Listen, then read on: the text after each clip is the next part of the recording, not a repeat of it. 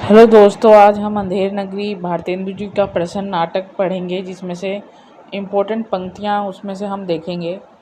तो exam point of view से तो इससे पहले चैनल को सब्सक्राइब करें, लाइक करें, शेयर करें, कमेंट करें। दोस्तों, अंधेर नगरी चौपट राजा भारतेंदु का एक प्रहसन नाटक है, जो कि जिसका प्रकाशन 1881 में हुआ था। इसको 6 भागों में बांटा गया है, जो इस प्रकार है: भारे प्रांत, बाजार, जंगल, राज्यसभा, अरण्य, शमशान। तो दोस्तों, मुख्यतः ये एक महंत और उसके 2 शिष्यों की कहानी है,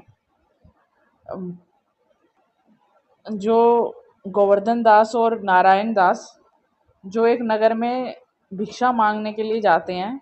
जिनमें से गोवर्धन दास बहुत ही लोभी किस्म का शिष्य उनका होता है, जो एक नगर में जाता है। तो जब उसको पता लगता है कि इस नगर में सब टके शेर हर चीज़ मिल रही है, तो वो उस नगर में ही बसने का निश्चय करता है। लेकिन उसके जो महंत है, गुरु है, वो उसको सचेत करते हैं कि इस नगर में रहना ठीक नहीं है, क्योंकि लोभ करना, और बाद में उसको इस चीज़ का पछतावा भी होता है जब उसको पता लगता है कि वो उस नगर में रहता है तो वो सब सस्ती चीज़ें खा खा के वो मोटा हो जाता है। तो अंत में उसको पता लगता है कि एक राजा उसके कारण ही, उसको मोटापे के कारण ही उसको राजा फांसी के लिए चुनता है। तो बाद में उसको वो अपने गुरु को याद करता है और अंत में गुरु उसको बचाते हैं। तो मुख्यतः यही कहानी है, और इसके जो इम्पोर्टेंट चीज़ें वो हम पढ़ेंगे। जैसे इस प्रथम अंक में, जो कि बाह्य प्रांत है, उसमें महंत और उसके जो चेले हैं वो एक गीत गाते हुए आते हैं: राम भजो, राम भजो, राम भजो भाई, राम के भजे से गनिका तर गई, राम के भजे से गीत गति कुपाई, राम के नाम से काम बने सब, राम के भजन बिनु सभे नसाई, राम के नाम से दोनों नैन बिनु सूरदास भाई कभी कुलराई,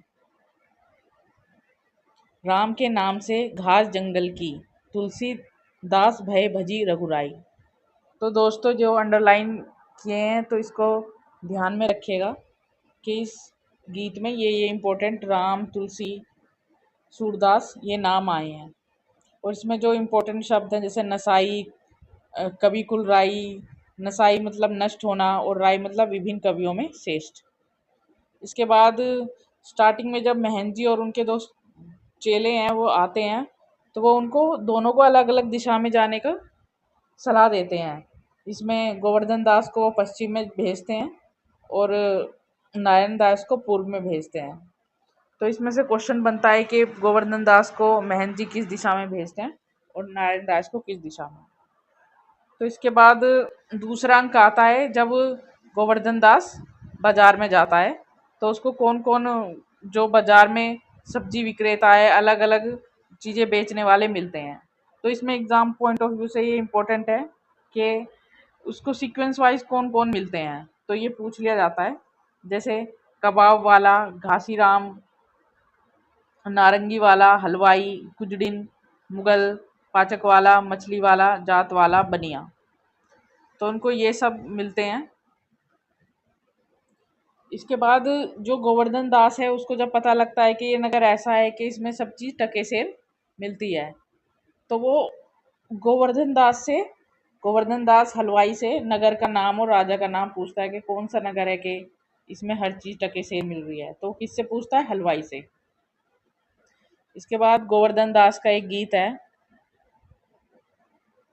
अंधेर नगरी चौपट राजा, टके सिर भाजी टके सिर खाजा। वे मस्ती से बिगुल बजाकर आनंद से गाते हुए जाता है। क्या बजाता है वो? बिगुल बजाते हुए आनंद से गाते हुए जाता है।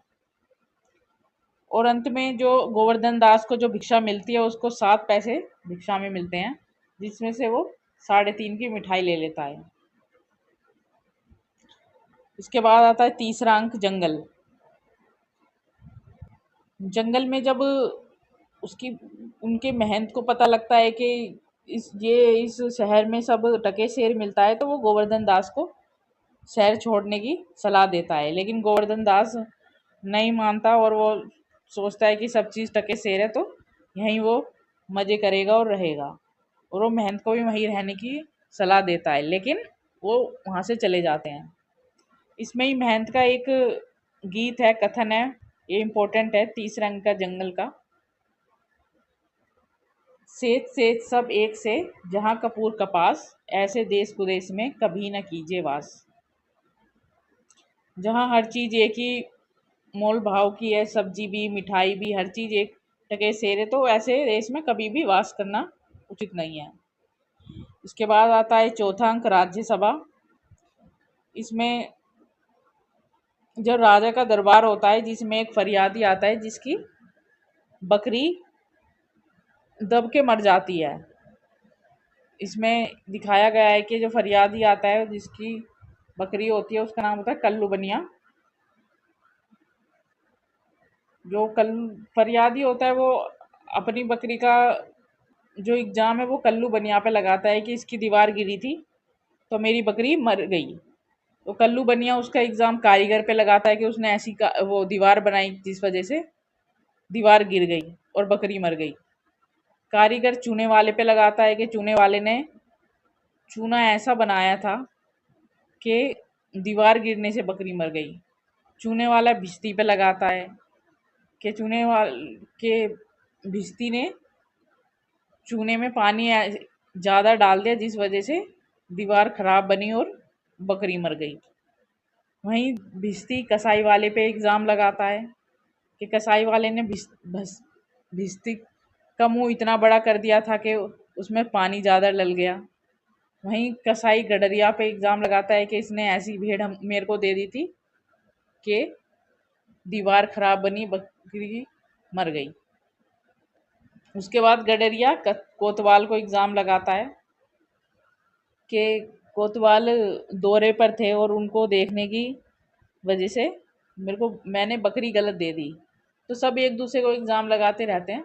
तो अंत में कोतवाल तो राजा बोलता है कि इनको फांसी पे चढ़ाओ। इसके बाद ये सीक्वेंस याद करने का ये एग्ज़ाम में पूछ लिया जाता है कि कौन कौन किस चीज़ पे इसमें नाम आते हैं। इसके बाद है पांचवा अंक, अरण्य। इसमें गोवर्धन दास का एक गीत है जो कि इम्पोर्टेंट है, जो कि राग काफी में है।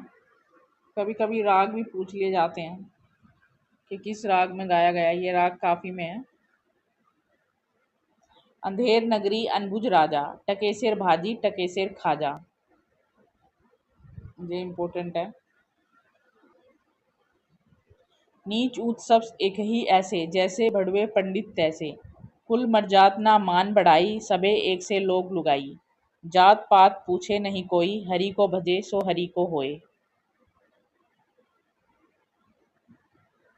वैश्य जोरू एक समान, बकरी गऊ एक करी जाना, साच मारे मार डाल छली दुष्ट सिर चढ़ी चढ़ी बोले, प्रकट सभ्य अनंतल छलहारी, सोई राजसभा बलभारी, साच कहे तो पनही खावे, झूठी बहुविधि पदवी पावे, छलियन एक के एक आगे, लख एक कहो एक हुई नहीं लागे। तो ये है, इम्पोर्टेंट है ये। इसमें अंदर धुन मचो सब देसा, मानो राज रहत विदेशा। इसके बाद ऊंच नीच सब एक ही सारा, मानो भ्रम ज्ञान विस्तारा, अंधेर नगरी अनबुझ राजा, टकेसेर भाजी टकेसेर खाजा। में ये कुछ इम्पोर्टेंट पत्ते इसमें जो अरण्य हैं, इसमें ये गोवर्धन दास का एक गीत इम्पोर्टेंट है। इसके बाद है छटांग शमशान, जिसमें महंत गोवर्धन दास की मदद करने के लिए आते हैं। और महंत का इसमें एक कथन है, जहाँ न धर्म न बुद्धि नहीं नीति न सुजन समाज, ते ऐसी अपू नशे जैसे चौपट राज। और अंत में जब राजा को कोई और नहीं मिलता और जब उसको बताया जाता है कि महंत आके उनको बोलता है कि ये ऐसा शुभ मुहूर्त है कि अगर इस शुभ मुहूर्त में कोई मरता है तो वो सीधा परलोक जाता है, तो राजा अंत में खुद को ही फांसी लगा देते हैं। तो ये इसलिए ये नाटक अपने शिष्य में सार्थार्थ होता है कि अंधेर नगरी चौपट राजा। धन्यवाद।